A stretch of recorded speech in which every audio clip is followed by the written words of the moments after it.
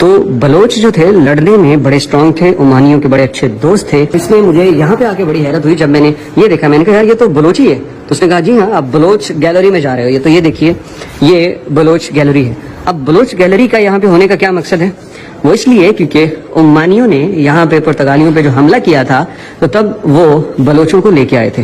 تو بلوچ جو تھے لڑنے میں بڑے اسٹرانگ تھے، عمانیوں کے بڑے اچھے دوست تھے. اس وجہ سے وہ کامیاب بھی ہوئے عمانی لوگ پرتگالیوں کو ہرانے میں. اور یہ بلوچ کلچر کو عزت دینے کے لیے یہاں پہ سب کچھ ان کا بلوچوں کا رکھا گیا ہے. یہ عمانیوں کے ساتھ وہ نظر آ رہے ہیں. اور یہ تو بالکل آپ دیکھ لیں کہ یہی بڑی بڑی شلواریں آج بھی بلوچ پہنتے ہیں. نیچے جوتا وہی ہے، اوپر پگڑی کا سٹائل وہی ہے. تو بلوچستان بڑی ایک رچ ہسٹری رکھتا ہے اور عربوں کے ساتھ اس کے بڑے اچھے تعلق رہے ہیں. آج بھی جو بلوچ ہیں وہ قطر، کویت اور مختلف عرب ممالک کے اندر خاصی اچھے مقام پہ موجود ہیں، صرف اپنی اسی ہسٹری کی بنیاد پہ کہ وہ وفادار بہت اچھے تھے اور لڑتے بہت اچھا تھے. تو میں ہیپی ہوا کہ یہاں پہ ہمیں اپنے ملک پاکستان کے بلوچستان کے لوگوں کا کلچر بھی دیکھنے کو ملا.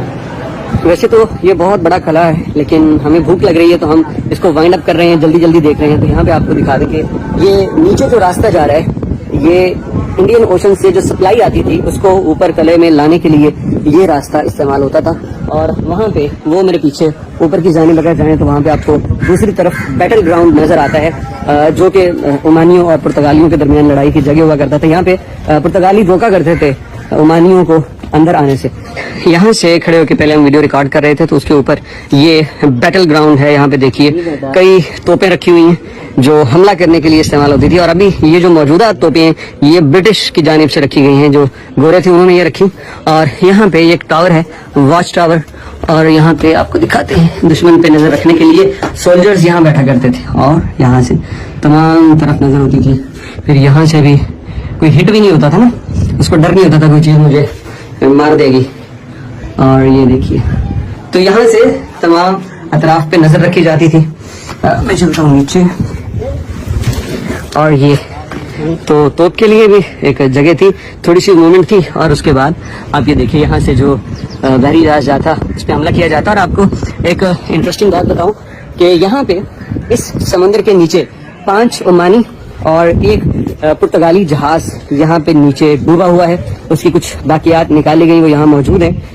گوروں نے سارا خزانہ اس کا نکال لیا، مطلب برطانوی جو سامراج یہاں پہ آیا تھا اس کے اندر جو خزانہ تھا گولڈ یا اور قیمتی میٹلز وغیرہ وہ نکال لیے گئے اور باقی جو کچھ بچا وہ نیچے ہی ہے. تو اب کینیا کی حکومت اس کو دوبارہ سے ایک ٹورسٹ اٹریکشن بنانے کے لیے کوشش کر رہی ہے کہ لوگ یہاں پہ آئیں گے اور کئی میٹر نیچے پانی میں جا کے ایکسپرٹ ڈائیورز کے ساتھ وہ ان جہازوں کو دیکھ پائیں گے جو ابھی بھی یہاں پہ 6 کے قریب جنگی بحری جہاز ہیں وہ یہاں پہ ڈوبے ہوئے ہیں.